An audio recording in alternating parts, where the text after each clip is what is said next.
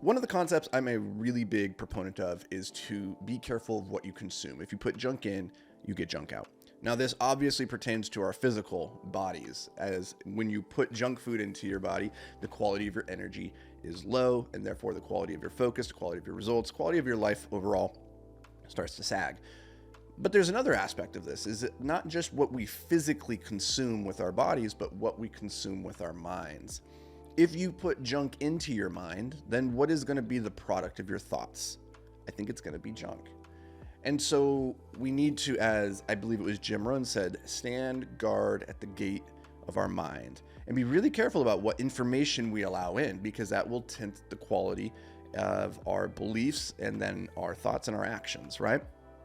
And this can manifest itself in all sorts of ways. We need to be careful about letting pessimism into our lives, allowing negativity into our life, allowing small thinking into our lives, right? These are the things that we need to stand guard at the gate of our minds.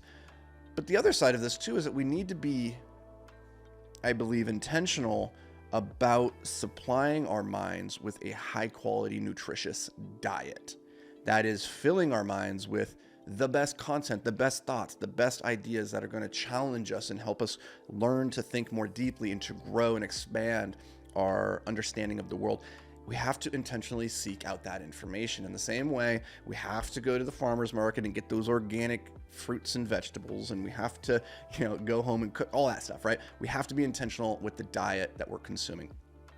And I was thinking about this while I was on a plane out to Coeur d'Alene, Idaho, about what it is that I'm consuming at the moment. And is it highly nutritious? Is it the best that I could be putting into my mind?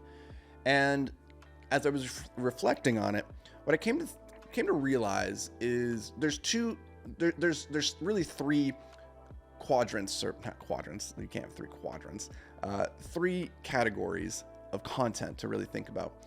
That is timeless, timely, and then irrelevant, or soon to be irrelevant. I don't have a catchy name for that third one. The timeless content is the content that's been around for hundreds of years, if not thousands of years. This is Marcus Aurelius's Meditations. This is Friedrich Nietzsche's Thus Spoke Zarathustra. That's a hard word to say. I've never actually had to say that out loud. But this is reading old things that have stood the test of time, right? Maybe the Bible, maybe the Quran, right? Those are timeless wisdoms. That's timeless. It's been around for 1,000 years. It's very likely that, Seneca's letters to a Stoic is going to be around for another 1,000. So we want that, we can assume thus by the fact that it has survived such a long period of time, that there's a certain inherent quality to that content. The other content is timely content. This is stuff that is happening right now that is relevant for, instantaneous decision making as you navigate your day to day. For this content, now this is where people go to the news largely, ABC, NBC, CNN, all these things. And that's problematic because I don't believe that these are high quality sources of information. They're not nutritious. They're the equivalent of fast food. You're putting junk in and you're getting a narrative. I think we need to have some mechanism for getting timely content so you can become aware broadly of what's happening in the world and you can kind of keep your fingers on the pulse. For me, that is Twitter. That is my favorite platform for it because I can curate the thinkers and the people that I'm consuming my timely information from.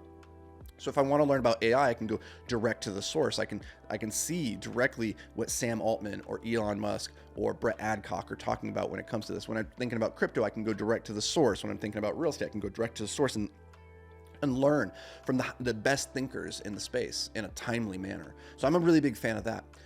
The third category of content, though, this is the one that I've been thinking a lot about because I've kind of fallen into this trap. It's the soon-to-be irrelevant content.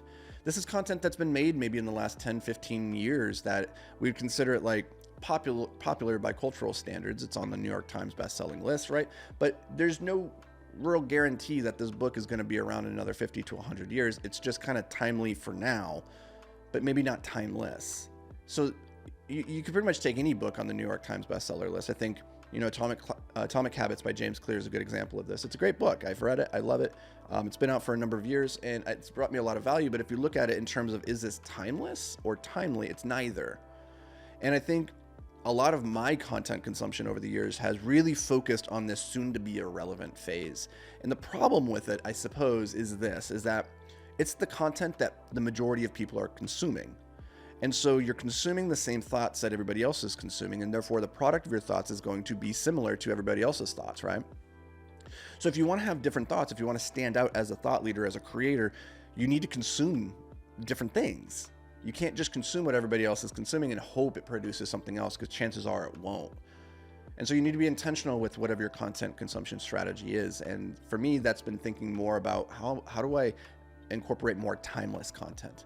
I went through a phase, I was a psychology and religion major and an English major. So I did a lot of reading of classic literature and a lot of religious texts as well. Those tend to be very timeless. But over the last couple of years, I've focused more predominantly on the soon-to-be irrelevant content that is top of the charts right now, but probably in another 15 years won't be. And we know this because you probably can't name off the top of your head what the #1 book in the year 1999 was, right? I'm sure it was great, but has it meaningfully moved, the needle of the cultural zeitgeist? Maybe not. Will it be around in another 1,000 years? Will people still be talking about it in the same way that they talk about meditations or the Bible? Probably not.